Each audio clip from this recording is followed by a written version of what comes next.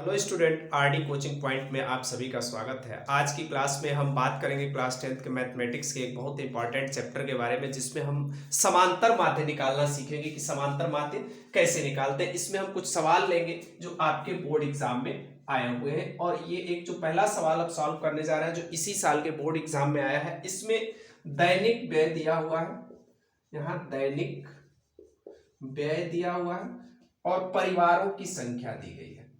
परिवारों की संख्या दी गई है, ठीक है। 100 से 150 रुपए खर्च करने वाले लोग हैं 4, 150 से 200 खर्च करने वाले जो लोग हैं वो 5 हैं, 200 से 250 रुपए खर्च करने वाले जो लोग हैं वह 12 लोग हैं, और 250 से 300 खर्च करने वाले जो लोग हैं वह 2 हैं, और 300 से 350 खर्च करने वाले जो लोग हैं वो भी 2 हैं। तो कह रहा है कि इनका समांतर माध्य ज्ञात कीजिए। परिवारों की जो संख्या दी गई है वह 25 दी गई है। यह आपका क्या हो जाएगा, इसको हम कहते हैं एफ आई।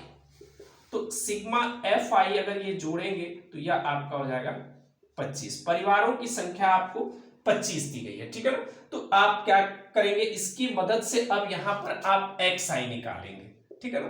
एक्स आई आपका क्या होता है, इसको कहते हैं लोअर लिमिट, इसको कहते हैं अपर लिमिट। तो 100 प्लस 150 बटा 2, तो ये हो जाएगा 250 बटा 2। 2 करने 2, 2 दूनी 4, 2 पचे 10। तो एक्स आई कितना आ गया, 125। अब यहां पर आप करेंगे 150 प्लस 200 बटा 2, तो ये हो जाएगा 350 बटा 2। भाग दे लीजिए, 2 करे 2, 2 सत्ते 14, 2 पचे 10, ठीक है। अगला आपका क्या हो जाएगा, 200 प्लस 250 बटा 2, ये हो जाएगा 450 बटा 2। 2 दूनी 4, 2 दूनी 4, 2 पचे 10। अगला हो जाएगा 250 प्लस 300 डिवाइड बाई 2, तो ये हो जाएगा 550 बटा 2। तो 2 दूनी 4, 2 सत्ते 14, 2 पचे 10। अगला हो जाएगा आपका 300 प्लस 350 बटा 2, ये हो जाएगा 650, और 650 में आप 2 का भाग देंगे तो 2 तिहाई 6, 2 दूनी 4, 2 पचे 10, ठीक है ना। तो यहां पर आपने क्या निकाल लिया, एक्स आई का मान निकाल लिया। अब इसमें आपको जरूरत पड़ेगी एफ आई एक्स आई की, ठीक है। एफ आई एक्स आई का मतलब क्या हो गया, एफ आई आपको 4 दिया गया है, तो 4 गुणे 125 हो जाएगा, ये हो जाएगा 5 गुणे 175, और यह आपका हो जाएगा 12 गुणे 225, और यह हो जाएगा 2 गुणे 275, और ये हो जाएगा आपका 2 गुणे 325, ठीक है। अब इसका आप गुणा कर लीजिए, तो 4 पचे 20, 4 दूनी 8 और 2 10, 4 करने 4 1 5, ठीक है। यहां गुणा करिए, 5 पचे 25, 5 सत्ते 35 और 2 37, 5 करने 5 और 3 8, ठीक है। यहां गुणा कर लीजिए, 12 पचे 60 का 0 हासिल 6, 12 दूनी 24, 6 30, और 12 दूनी 24 और 3 27। ये गुणा करिए तो 2 पचे 10, 2 सत्ते 14, 1 15, और 2 दूनी 4 1 5, ठीक है। 5 2 पचे 10 का यहाँ 0 आ जाएगा, 550 हो जाएगा। यहां आप करेंगे गुणा तो ये 650 हो जाएगा। गुणा कर लीजिए, 5 दूनी 10। अब इसको आप क्या करें, ऐड कर लें। ये आप जोड़ेंगे तो ये आ जाएगा सिग्मा एफ आई एक्स आई। जोड़ते हैं, देखिए कितना आएगा।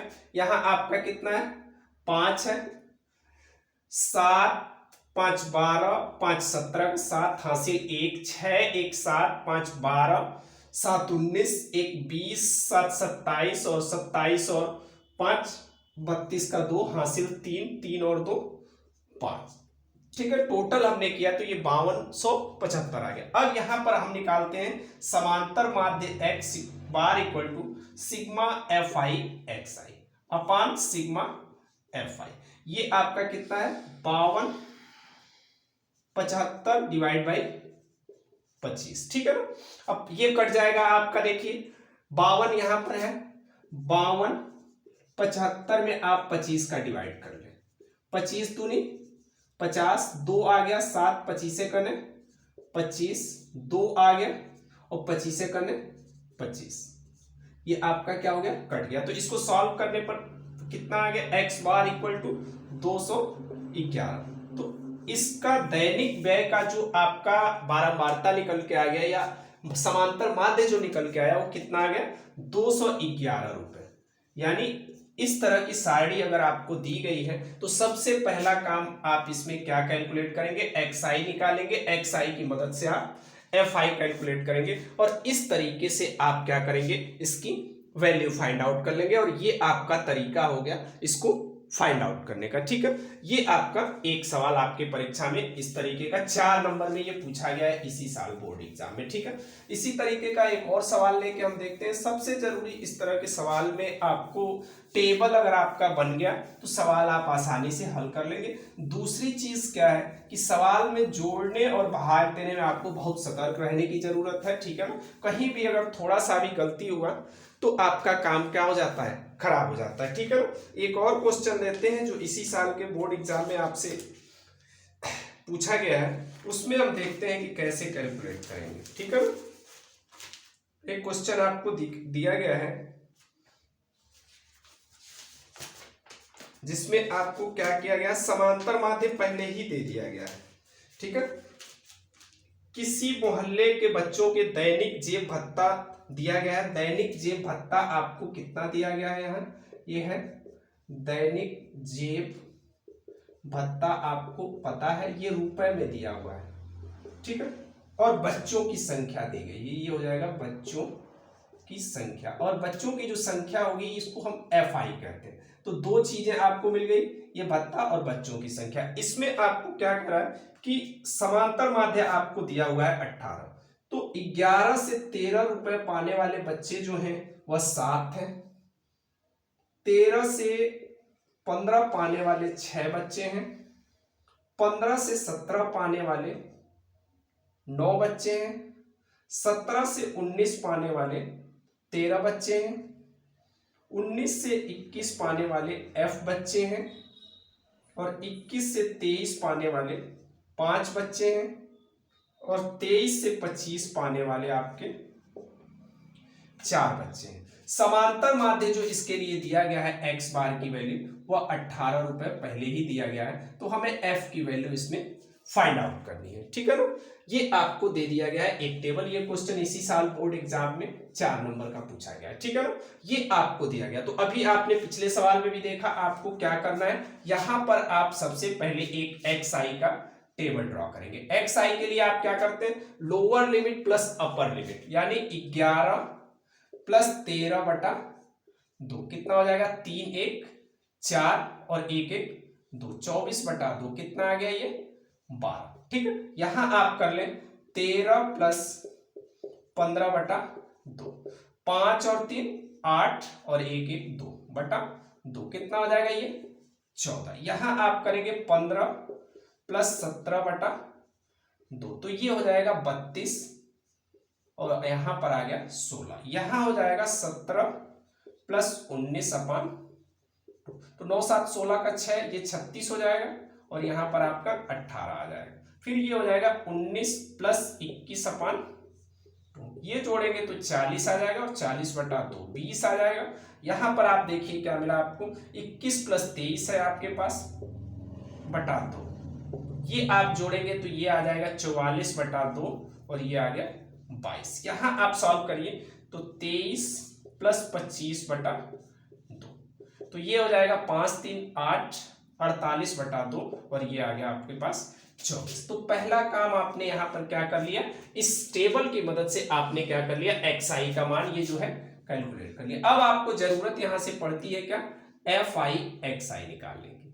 fi xi हम निकालेंगे, इसके लिए आपको क्या करना है, fi xi निकालना है तो यहां से हम क्या कर लेते हैं, यहां लिख लेते हैं fi xi। ठीक है, fi कितना है आपके पास, देखिए 7 गुणे 12 हो जाएगा, ये हो जाएगा 6 गुणे 14 और ये हो जाएगा 9 गुणे 16, यह हो जाएगा 13 गुणे 18। ठीक है, और ये हो जाएगा f इंटू 20 और ये हो जाएगा 5 गुणे 22 और ये हो जाएगा 4 गुणे 24। ठीक है, इसी को हम जोड़ के यहाँ पर सिग्मा एफ आई और एक्स आई कैलकुलेट कर लेंगे। ठीक है, ये आप इसकी मदद से अब इसका गुणा कर लेते हैं तो 12 सत्ते 84 और 14 छक्के 84, 16 नवा 144, 13 बट्ठे 104, 13 करने 13 बट्ठे 104 का 4 हासिल 10, 13 करने 13 10 23। आप यहाँ गुणा भी कर लें, 18 गुणे 13 का कंफ्यूजन है तो 3 बट्टे 24, 3 करने 3 2, 5 1 अठे 8, 1 करने 1 4, 8 5 13 का 3 हासिल 1 234। यानी जो यहाँ पर मल्टीप्लाई हमने किया है वो मल्टीप्लाई आपका क्या है, सही है। यहाँ मल्टीप्लाई करेंगे तो ये 20f हो जाएगा और ये 110 हो जाएगा। यहाँ गुणा करिए 4 चौको 16 का 6 हासिल 1, 4 दूनी 8 और 1 9। ठीक है, सबको जोड़ लीजिए आप यहाँ पे। अब देखिए ये जो 20f वाला टर्म है यह इसमें नहीं ऐड होगा क्योंकि इसके साथ एक अननोन है। तो क्या क्या जुड़ेगा, 6 4 10, या यहाँ पर आप पहले ही 20f यहाँ लिख लीजिए। तो 6 4 10 4 14 4 18 4 22 का 2 हासिल 2, 9 2 11 1 12 3 15 4 19 1 20 7 27 3 30 5 35 का 5 हासिल 3 3 1 4 2 6 1 7, 752 आ गया। दोबारा से आप इसको चाहे तो चेक कर सकते हैं। 6 4 10 4 14 4 18 4 22 का 2 हासिल 3, 9 3 12 1 13 13 3 16 16 4 20 20 8 28 और 28 और 8 36 का 6 हासिल 3, ये 762 हो जाएगा। ये चीज आपको मिल गई।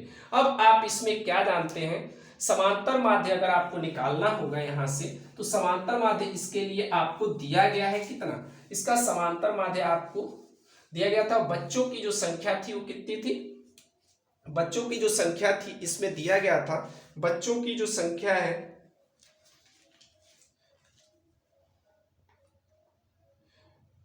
बच्चों की जो संख्या यहाँ पर आपके सामने लिखी हुई थी, हम दोबारा से लिख दे रहे हैं। यहाँ पे बच्चों की संख्या 7 थी, 6 थी, 9 थी, 13 थी, एफ और 5 और कितना था, 4 था। यही था 1 2 3 4 5 6 7, 1 2 3 4 5 6 7, इनको जोड़ लीजिए तो ये प्लस एफ में आपका आएगा ही 4 5 9 3 12 12 8 20 1 21 6 27 और 27 और 7 34 का 4 हासिल 3 3 और 1 4। तो sigma F I equal to कितना आ गया, 44 प्लस एफ आ गया। अब आपको समांतर माध्य x इक्वल टू, अभी हमने पिछले सवाल में बताया है, sigma F I X I upon sigma F आई, इसका मान 18 दिया हुआ है, ये आपने निकाल लिया है। 762 प्लस 20 एफ अपन ये है 44 प्लस एफ। ठीक है, इसी को अब आगे हमें क्या कर लेना है, अगर इसी को आगे हम सॉल्व कर लेते हैं तो हमारा काम बन जाएगा। अब इसको सॉल्व करने के लिए देखिए क्या करेंगे, हम इसको सॉल्व करना है तो आप इसमें क्रॉस मल्टीप्लाई करेंगे। ठीक है, ऐसे इसका आंसर नहीं आएगा, क्रॉस मल्टीप्लाई इसका जैसे ही हम कर लेंगे। ठीक है, क्रॉस मल्टीप्लाई करिए तो ये 18 into 44 plus F equal to 762 plus 20 F. यहाँ गुणा कर लीजिए, यहाँ गुणा करिए 44 और 18 का, 8 चौको 32, 8 चौको 32 और 3 35, 1 चौको 4 1 चौको 4 2 5 4 9 और 4 3 7, ये आ गया आपका 792 plus 18 F equal to 762 plus 20 F. अब आप 18 एफ यहीं रहने दें, 20 एफ को इधर ले लें, 762 माइनस 792, ये माइनस का 2 एफ यहाँ पे आ जाएगा, ये घटा लीजिए 0 हो जाएगा, 9 में से 6 गया 3, माइनस का 30 आ गया यहाँ पर। ठीक है, ये आपके सामने minus 2f equal to minus 30 दिख रहा है। ठीक है, अब इसकी मदद से आप क्या करेंगे, यहाँ से f की वैल्यू निकाल लेंगे। तो जो टेबल हमने ड्रॉ की थी और उसमें जो f अननोन था, इसलिए f इक्वल टू कितना हो जाएगा, माइनस का 30 अपन माइनस का 2, तो f की वैल्यू कितनी आ गई, 15, यानी उसमें जो अननोन था वह कितना हो जाएगा, 15। और इस प्रकार से हम क्या करते हैं, किसी भी अननोन की वैल्यू इस तरीके से फाइंड आउट कर सकते हैं आसानी से। Thank you.